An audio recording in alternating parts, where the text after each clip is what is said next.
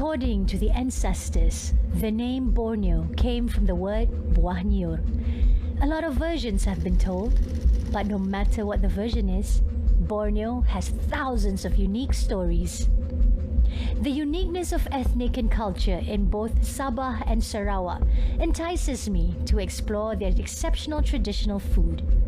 So join me, Azura Zainal, in Borneo's charm, ethnic food hunting.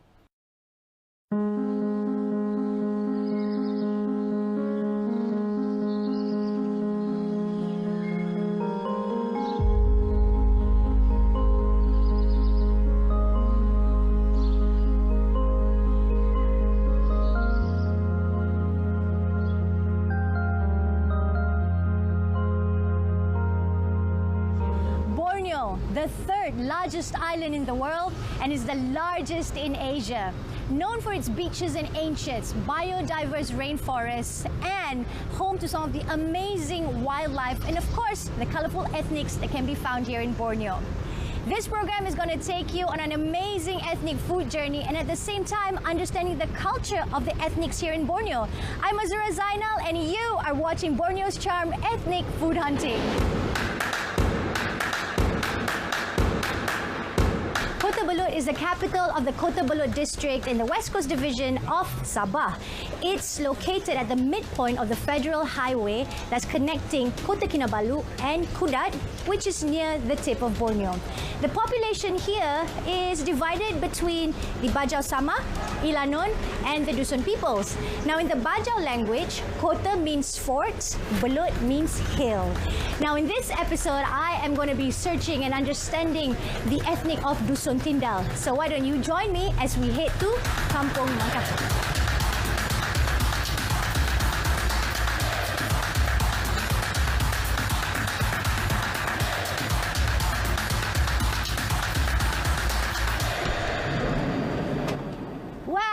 After 1.5 hours journey from Kota Kinabalu, I finally arrived in Kampung Bangkaha.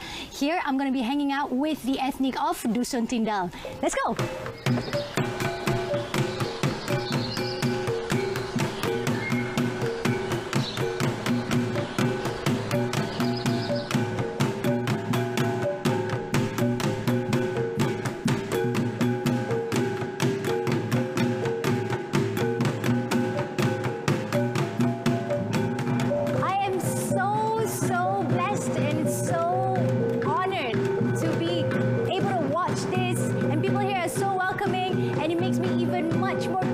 To find out more about the Dusun Tindal ethnic.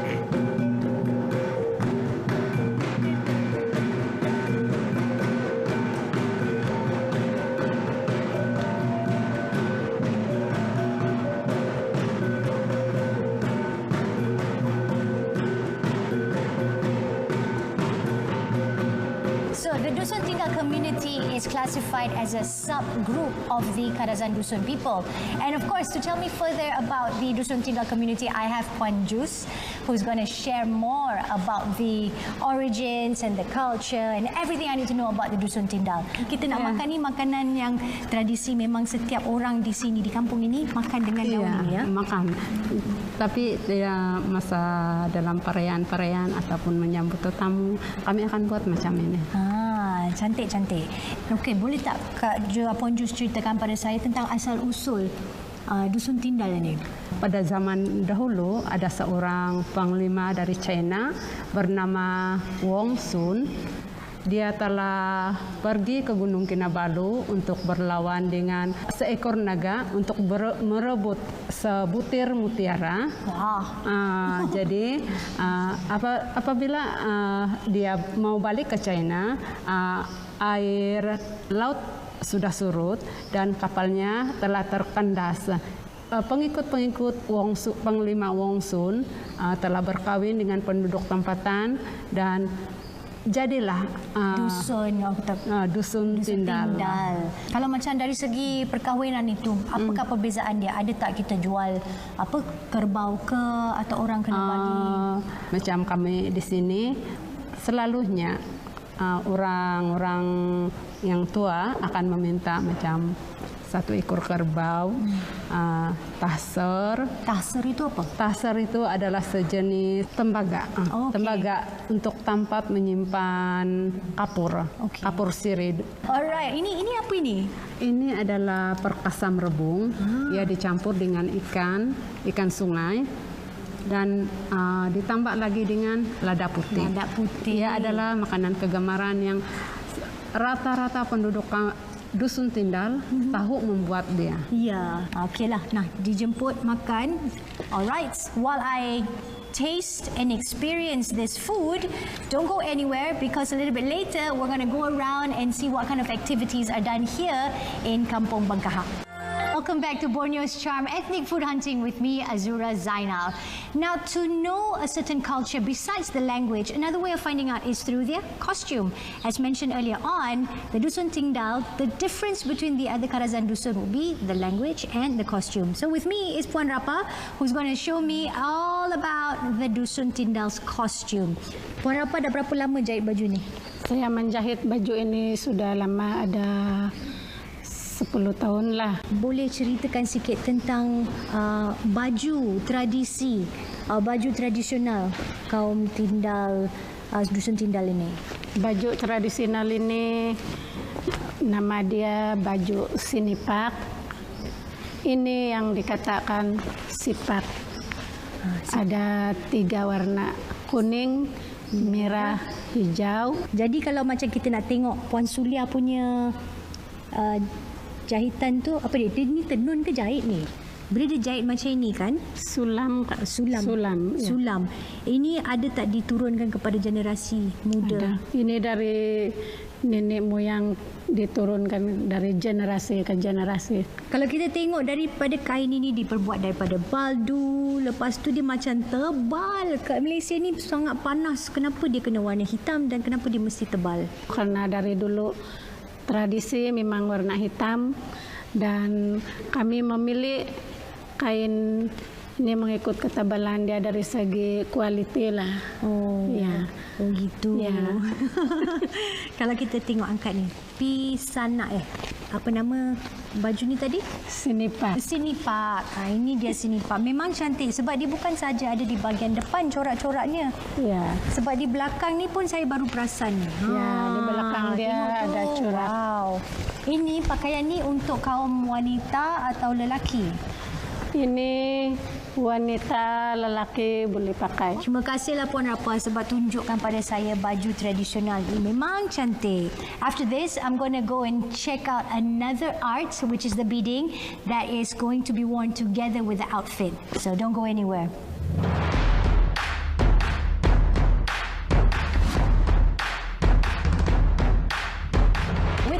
Puan Maria, who is a master of beading, and as you can see here, this is the accessory bit. We've seen the traditional costume, and now to make it complete, we got to look at the accessories. Jadi Puan Maria, ceritakanlah pada saya dia punya signifikasi manik-manik ni dalam pakaian tradisional kaum Dusun Tindal. Okey, ini senimpana. Senimpana ini kami warisi daripada nenek moyang kami dari sudah 7 generasi sudah. 7 generasi. Ya. Wah, ini macam kalau orang Melayu dia ambil itu emas, cincin ke gelang diturun ke anak dengan cucu ya. Betul. Ya. Wow. Macam senimpana ini, adakah ia sejenis rantai atau dipakaikan di bahagian tubuh badan kita? Ya, boleh juga dijadikan sebagai rantai dan boleh juga dia punya peranan adalah di bahagian punggung lah semasa kita memakai pakaian tradisional untuk menambahkan kecantikan dan keunikan pakaian tradisional lagi. Wow, berat juga ini senimpana ni. Wow. Berat. This is amazing. I love the beadings and I love how it looks. And terima kasihlah Puan Maria kerana sudi tunjukkan kepada saya aksesoris yang digunakan untuk pakaian tradisional tu. Ya, sama-sama. Jadi ni kena sambung buat lagi lah ni ya. Ya, kena sambung lagi buat.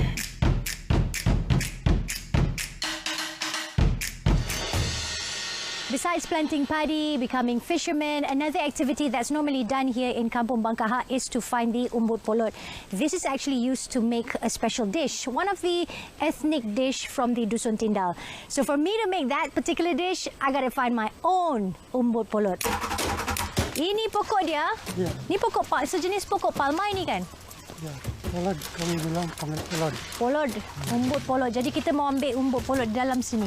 Oh, there's a special technique of doing this. Before they can actually cut it, they need to count or calculate the stems here. So there's 7 altogether. So from there, he can gauge where it's supposed to be chopped.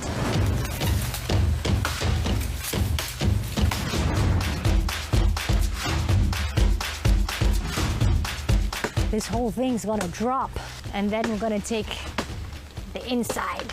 They call umbut polot.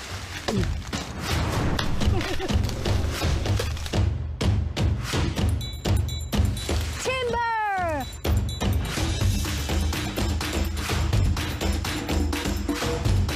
Ooh, this is umbut polot.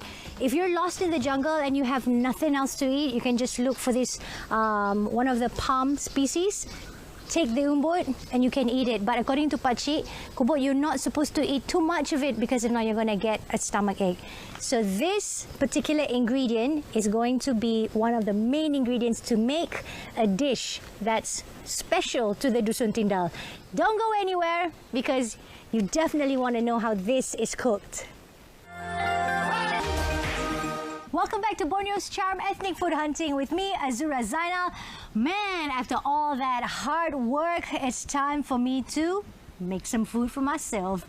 I've got Puan Sailin here who's going to teach me to make 2 special dish from the Dusun Tindal Ethnic, of course. Puan Sailin, yang pertama sekali kita nak masak apa? Okey, hari ini Jura, kita akan masak sayur polod. Sayur polot Dengan siput sedut yang boleh diperoleh dari sungai. Aha. Dan Kita dicampur masak dengan masaklah campur semua. campur dengan daun kemangi ataupun kami panggil nih daun baing. Daun baing. Baing. This is what we got just now, umbut kelapa. So we're going to mix everything up. Jadi pertama sekali apa harus kita buat? Kita perlukan garam. Iya, kita perlukan perasa. garam. Perasalah Ajinomoto.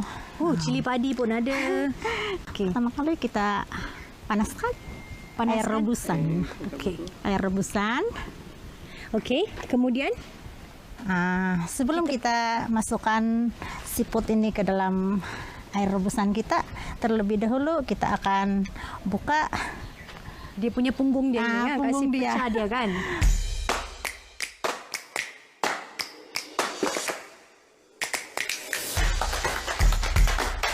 We've already boiled some of it in here. It's boiling. Sudah mendidih Jura. Sudah mendidih ya? Iya. Okey, jadi bila kita dah mendidih ni buat apa pula? Kita boleh masukkan umbut juga bersama. juga. Ya. So we gotta make sure we cut it, the umbut kelapa, cut it as depending on how you want it. You can have it big, you can have it small. It's totally up to you. Umbut kelapa ni Ingat, ini bukan umbut kelapa, ini umbut polod. Umbut polon. Yeah. Right. Yang boleh didapati di hutan. Hutan semak-semak.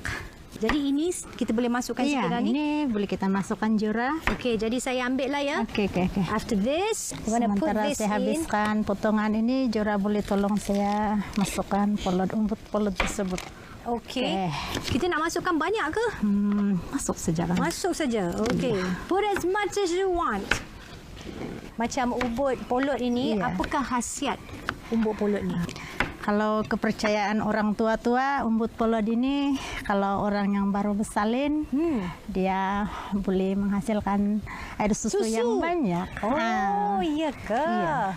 Dan masih diamalkan sehingga sekarang lah. Okey.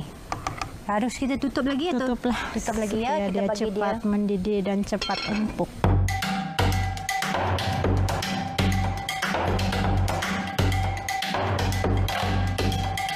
And our next dish is called binintanok daun keladi bersama pekasam ikan. Iya. Wah. Asam ikan air sungai.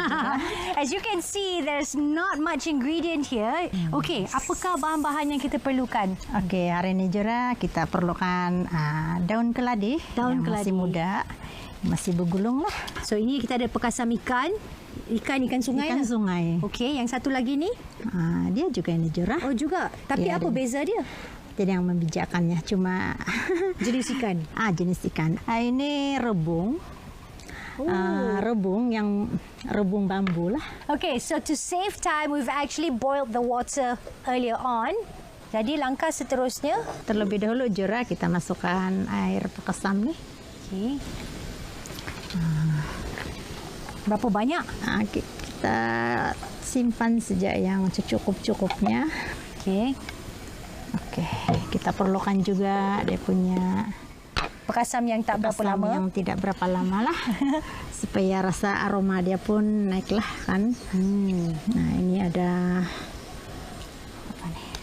Ada cili, ada lengkuas,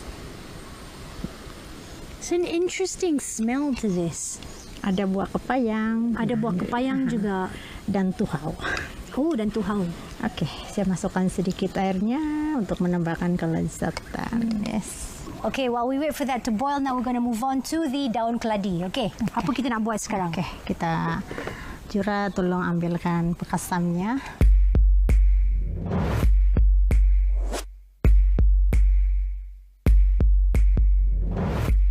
So now we've actually prepared a lot of it already. So we're going to put this daun keladi with the pekasam into the pekasam sauce that we just made earlier on. Ya. Okay. Jadi kita hanya perlukan sedikit Ajinomoto untuk Kasih membuat rasa. dia sedap lah. Okay. Jadi Jura kita Masukkannya Ya, tidak satu persatu. satu persatu. Sedia? 1, 2, 3. Tiga juga.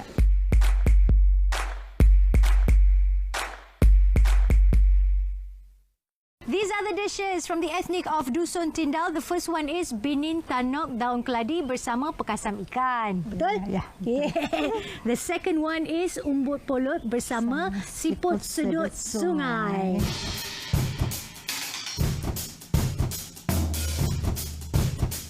Okey. Dipersilakan. Mari kita makan Jura Kita sama-sama. makan dia macam mana? Kita Okey, saya try cuba. dia. Saya belum pernah lagi makan pekasam seumur hidup saya. Jadi saya terus terang cakap saya sebenarnya takut. Try lah Jura. Okey. Mana dulu? Kita try Mana ni dulu? lah. Okey, Ini try nampak ni. macam okey.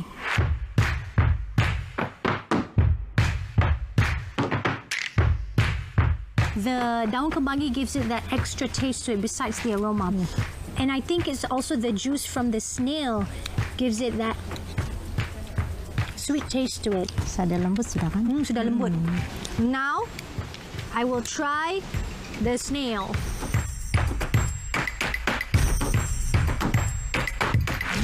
Wih, sedap Jura. Snail, chewy, nice. Okay. This one. Ini saya binin tanap. Okey, saya try. nervous Boleh? mau try. Tunjuk saya macam mana mau try dia. Kita makan macam biasa saja dengan nasi putih. Dia Oh, boleh dengan nasi dimakan putih.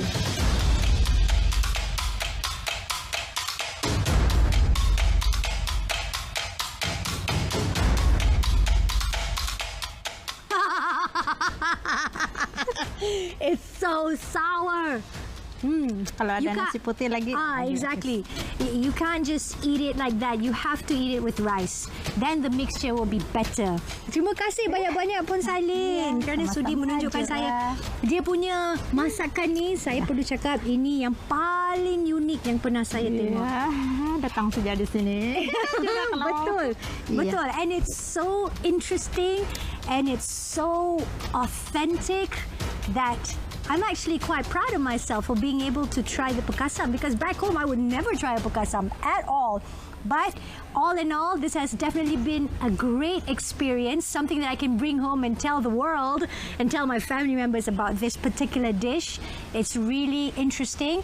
So if you want to know what kind of other dishes that we're going to find out here in Borneo, be sure to join me again in the next episode of Borneo Charm Ethnic Food Hunting with me, Azura Zainal. Terima kasih. Okay, Sama saya mau Jura. makan Makanlah Jura. rumput ini. Iya.